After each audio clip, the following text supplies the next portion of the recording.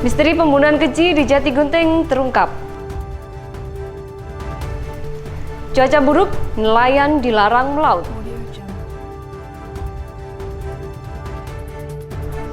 Amiruddin, pejalan kaki Mandailing hingga Banyuwangi.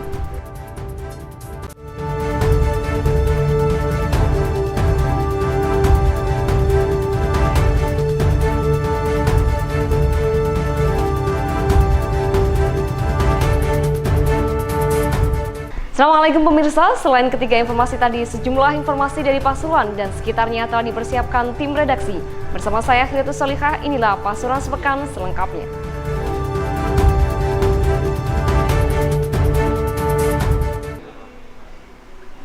Dua orang ditemukan tewas dengan kondisi tubuh terbakar di Desa Jatigunting, Kecamatan Wonorejo, Kabupaten Pasuruan.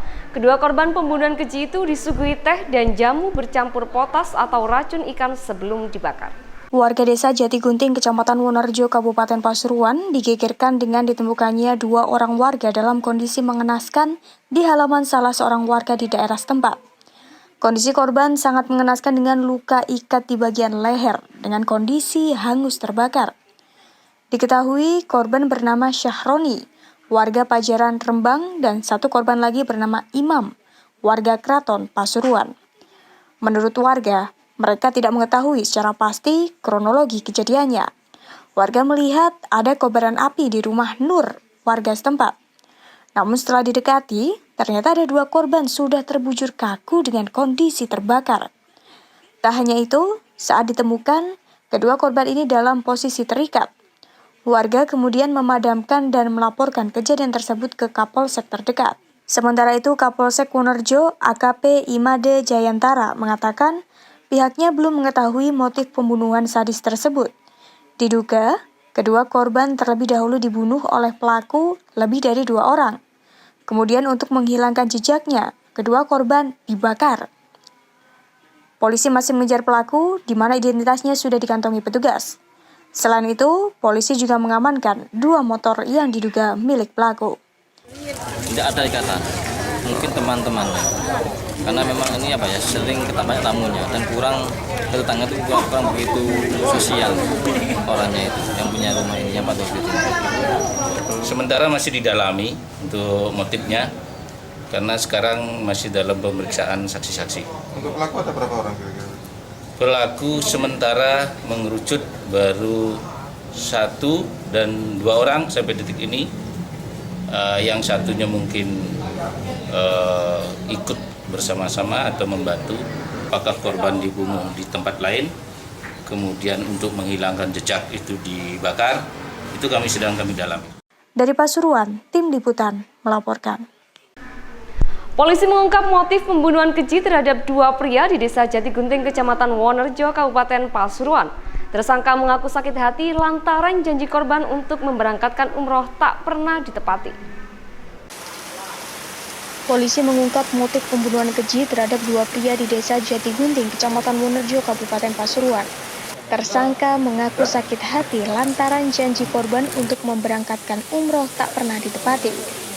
Hal itu terungkap saat AKBP Rizal Martomo, Kapolres Pasuruan, menjelaskan kronologi dan motif peristiwa pembunuhan saat konferensi pers.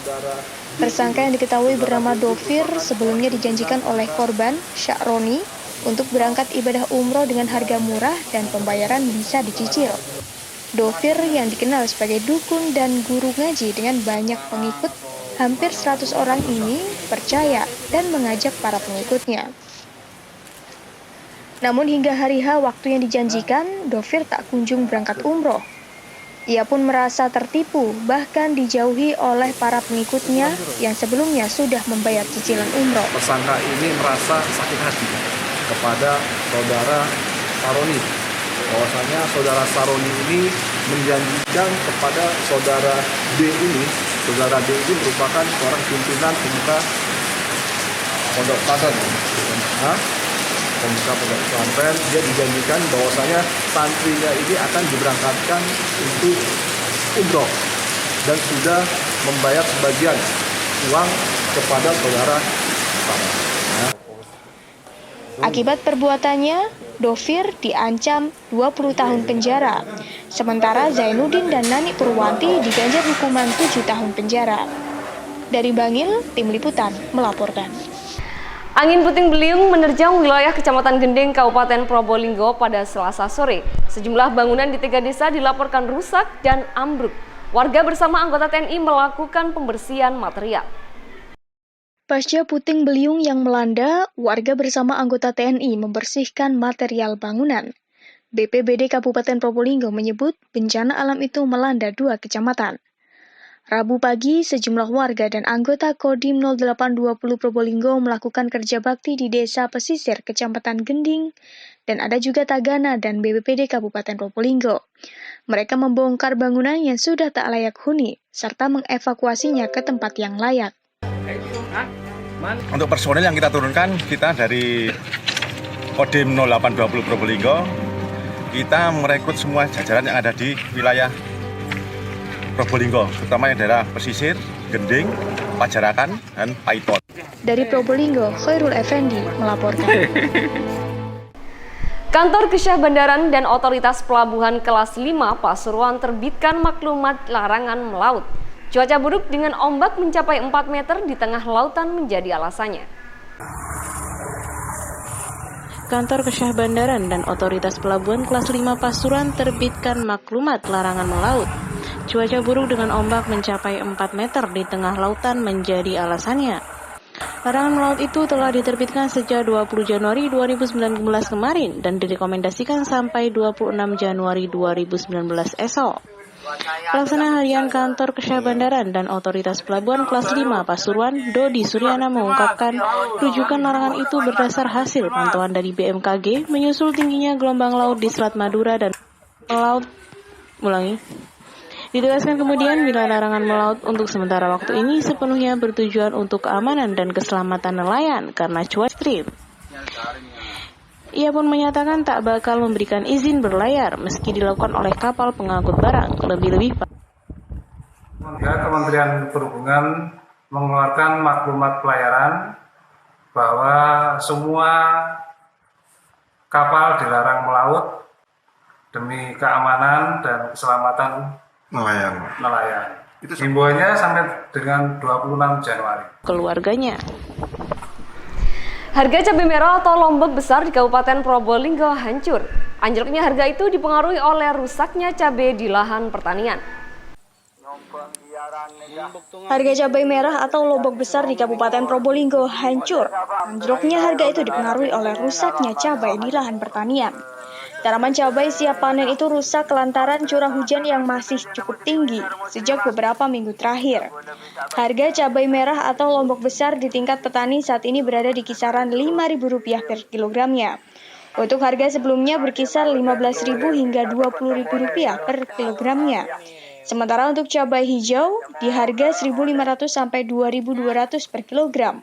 Padahal beberapa pekan sebelumnya ada di kisaran 8.000 sampai 9.000. Sekarang turun katanya 22 apa 25 sekarang. 22. Yang kemarinnya harga yang muda-muda seperti ini 9.000. Iya biruan. Yang gagal panen kan tidak bisa merah itu kan. Dipanen? Yang jual, ya panen dia jual biruannya. Birunya. Iya seperti ini. Kalau merahnya kan tidak tahan sudah. Tidak tahan ya. Ya tidak tahan sudah. 5 hari sekali. Walau harga cabai di pasaran tinggi, tetapi petani rugi karena produksi berkurang sampai 75%-nya. Kondisi ini ditambah dengan biaya obat dan pemeliharaan yang semakin tinggi. Perwakilan 3 organisasi profesi jurnalis terbesar di Indonesia menggelar aksi unjuk rasa. Aksi itu sebagai bentuk protes atas pemberian remisi kepada Inyoman Susrama, otak pembunuh wartawan Radar Bali, Jawa Post Group AA Gede Bagus Narendra Prabangsa. Perwakilan 3 organisasi profesi jurnalis terbesar di Indonesia menggelar aksi unjuk rasa Jumat 25 Januari 2019. Aksi itu sebagai bentuk protes atas pemberian remisi kepada Inyoman Susrama, otak pembunuh wartawan Radar Bali, Jawa Post Group AA Gede Bagus Narendra Prabangsa. Ketiga perwakilan organisasi wartawan itu adalah Aliansi Jurnalis Independen atau AJI, Persatuan Wartawan Indonesia PWI, Ikatan Jurnalis Televisi Indonesia IJTI, Aksi yang juga melibatkan komunitas pers kampus itu digelar di kawasan Bundaran Tugu, Kota Malang. Koordinator aksi, Abdul Malik, mengatakan pemberian potongan hukuman pada I. Nyoman Susrame itu sebagai langkah mundur terhadap kebebasan pers di Indonesia. Karena itu, sebagai simbol atas kemunduran itu, peserta aksi diajak berjalan mundur dari Jalan Gajah Mada menuju Simpang Tunggu depan Balai Kota Malang. Diketahui sebelumnya Presiden Joko Widodo telah memberikan remisi kepada I. Nyoman Suarse, otak pembunuhan jurnalis Radar Bali, Gede Bagus Narendra Prabangsa. Remisi itu tertuang dalam keputusan Presiden nomor 29 tahun 2018. Berkat remisi ini, Nyoman Susrame yang sebelumnya divonis umur hidup berganti menjadi pidana penjara sementara. Bagi Malik, remisi tersebut telah mengusik rasa keadilan bagi keluarga korban, juga jurnalis di Indonesia. Keringanan hukuman bagi pelaku dikhawatirkan akan menyuburkan iklim impunitas. Para pelaku kekerasan tak jera dan bisa memicu terjadi kekerasan berikutnya. Dari Malang, Tim Liputan melaporkan. Pengadilan Tipikor Surabaya kembali agendakan sidang untuk M. Bakir terdakwa penyuap dalam PRUT UMKM Kota Pasuruan. Selain wali kota nonaktif Setiono, 4 lainnya dihadirkan untuk memberi kesaksian. Pengadilan Tipikor Surabaya kembali agendakan sidang untuk M. Bakir terdakwa penyuap dalam PLUT UMKM Kota Pasuruan. Wali kota nonaktif Setiono dihadirkan untuk memberikan kesaksian. Bakir datang menumpang mobil tahanan bersama sejumlah terdakwa kasus korupsi lain sekitar pukul 9:15 menit. Agenda ini sudah memasuki persidangan ketiga untuk Bakir, pihak swasta yang didakwa sebagai penyuap pejabat terkait proyek di lingkungan Pemkot Pasuruan ini. Ada 5 saksi dihadirkan dalam persidangan ketiga terhadap terdakwa Bakir kali ini. Mereka diantaranya Setiono, Wali Kota Pasuruan nonaktif, Agus Widodo, Ketua Pokja 2 BLP, Nyoman Swasti, Kepala BLP, hingga Siti Amini, Kadis Koperasi dan Mahfudi Hidayat. Wali Kota Pasuruan nonaktif Setiono terlihat mengenakan jaket hitam selain pengawalan ketat petugas. JPU dan KPK mencecar pertanyaan kepada Setiono terkait status hingga mengarah pada upaya pengaturan proyek di Kota Pasuruan. Dari Sidoarjo, Ahmad Romadoni melaporkan. Amiruddin rela berjalan kaki dari Mandailing ke Banyuwangi demi untuk bersimpu di kaki ibu kandungnya. Ini merupakan bentuk nadarnya setelah kakinya lumpuh selama 7 bulan. Sudah mendampingi saya sampai di sini, kalau bisa saya minta pada tim-tim yang lain, cukup sampai di sini saya dikawal, saya mohon maaf sebesar-besarnya, biarkan saya berjalan sendiri sampai. Amiruddin Mandailing ke Banyuwangi di kaki ibu kandungnya, Cik Mubarok, Desa Tambakrejo, Kecamatan Keraton, Kabupaten Pasuruan, Selasa siang. Lelaki paruh baya ini pun disambut riuh oleh ratusan warga yang menyambut kedatangannya.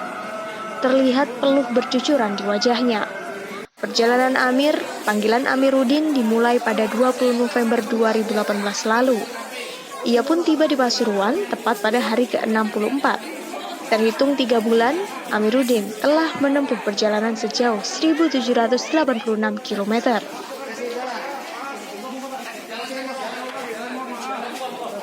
Menurut cerita, istirahat pun gak bisa. Ya kalau dimengerti, mohon waktu sekian menit, masih mengerti, masih mending lagi. Ini begitu selesai sholat, langsung bergaruh.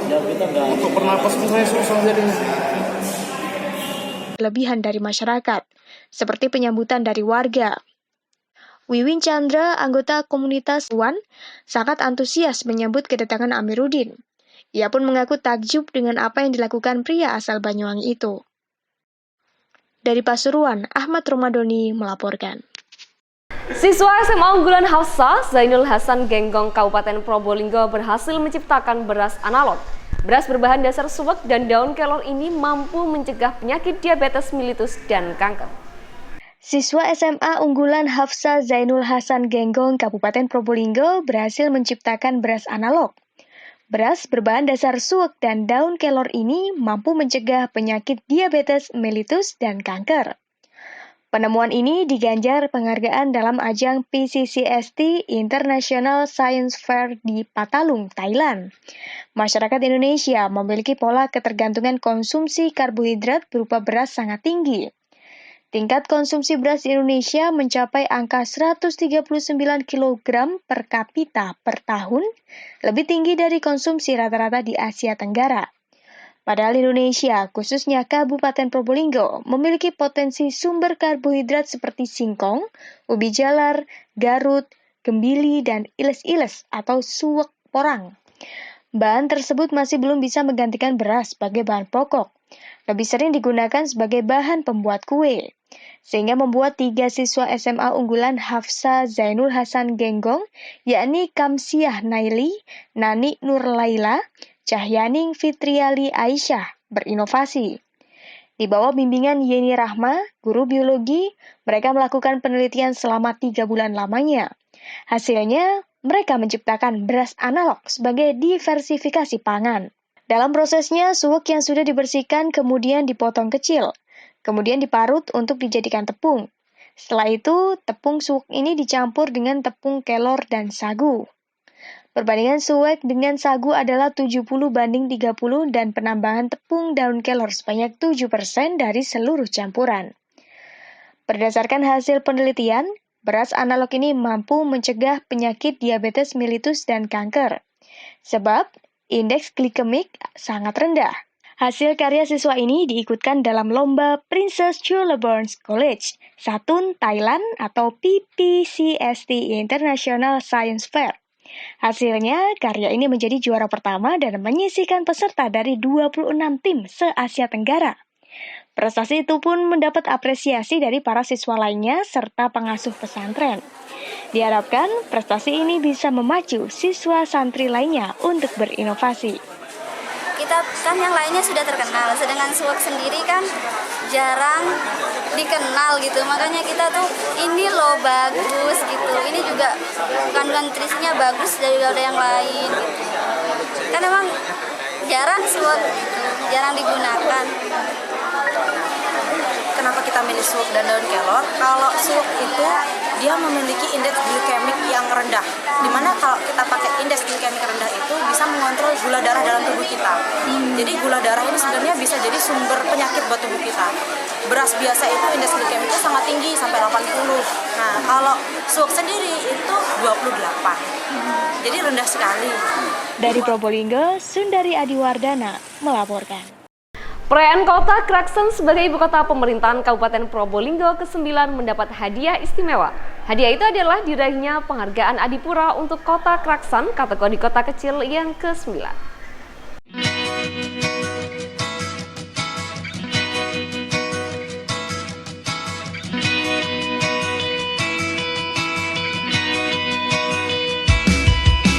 Allah, saya lepas kirap Adipura 2018.